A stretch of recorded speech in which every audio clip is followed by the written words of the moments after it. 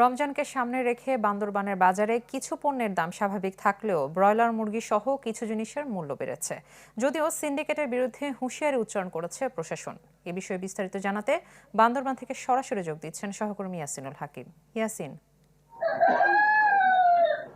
আমি এখন দাঁড়িয়ে আছি বান্দরবান বাজারে যে মুরগি বাজার রয়েছে বা মাছ বাজার রয়েছে, আমরা সেই গলিগুলোতে দাঁড়িয়েছি। আমরা সকাল থেকে বান্দরবানের বাজারের মালমা বাজার, বালাকাটা বাজার, কালাকাটা বাজার সহ বিভিন্ন বাজার আসলে আমরা ঘুরে দেখেছি। যেহেতু আসলে পবিত্র রমজানকে সামনে রেখে বাজারে কিছু কিছু পণ্যের দাম আসলে স্বাভাবিক থাকলেও বেশ কিছু জিনিসের দাম আসলে বেড়েছে। আমরা লক্ষ্য করছি ছোলার যে চাহিদাটি রয়েছে রমজানের কেন্দ্র করে, ছোলার প্রতি কেজি ৮০, ৮৫ এবং ৯৫ টাকা দরে বিক্রি করা হচ্ছে। চিনি ১০০ টাকা থেকে ১০২ টাকা বা ১০৫ টাকা বিক্রি করা হচ্ছে। অন্যদিকে পেঁয়াজ যেটি ৫৫ থেকে ৬০ টাকা বিক্রি করা হয়েছিল, সেটি গত কয়েকদিনের ব্যবধানে পেঁয়াজের দাম বেড়েছে ৫ টাকা, এখন ৬৫ টাকা থেকে ৭০ টাকায় প্রকার বেড়ে পেঁয়াজ বিক্রি করা হচ্ছে। অন্যান্য বিভিন্ন পণ্যগুলোর দাম অনেকটা আসলে স্বাভাবিক রয়েছে। বিশেষ করে আমরা ডিমের বাজার, আগে প্রতি পিস ডিম ১০ টাকা থেকে ১২ টাকা বিক্রি করা হলো, এখন ৮ টাকা ৩৩ পয়সা বা ৮.৫ টাকা করে বিক্রি করা হচ্ছে প্রতি পিস ডিম। ডিমের দাম কিছুটা কমেছে।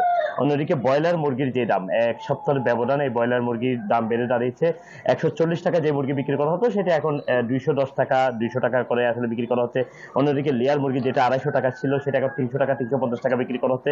সোনালীয় বিভিন্ন প্রকার বেড়ে মুরগির দাম বেড়েছে। তো আমরা কথা বলেছিলাম যারা আসলে মুরগি ব্যবসায়ী রয়েছে তাদের সাথে, তারা যেটি বলছে রমজানকে কেন্দ্র করে এখানকার ব্যবসায়ীরা যারা খামারি রয়েছে, সেই খামারিরা অতিরিক্ত দাম বৃদ্ধি করে দেওয়ার কারণে কিন্তু আসলে তাদেরকে অতিরিক্ত দামে কিনতে হচ্ছে এবং সেই দামে তারা সামান্য লভ্যাংশ করে সেই জিনিসগুলো বিক্রি করছে বলে তারা জানিয়েছে। তবে তাদের যে দাবিটা, খামারিদেরকে এই জিনিসটা আসলে নিয়ন্ত্রণ করার জন্য তারা বলছে। অন্যদিকে আমরা জেলা প্রশাসনের সাথে কথা বলছি, জেলা প্রশাসন আমাদেরকে জানিয়েছে রমজানকে কেন্দ্র করে যাতে কেউ সিন্ডিকেট তৈরি করে বাজার দ্রব্যমূল্য ঊর্ধ্বগতি করতে না পারে, সেজন্য জেলা প্রশাসনের পক্ষ থেকে বিভিন্ন জায়গায় নির্বাহী ম্যাজিস্ট্রেটের টহল টিম বাড়ানো হয়েছে এবং ভ্রাম্যমাণ আদালতে অভিযান পরিচালনা করা হবে বলে জানিয়েছে এমি।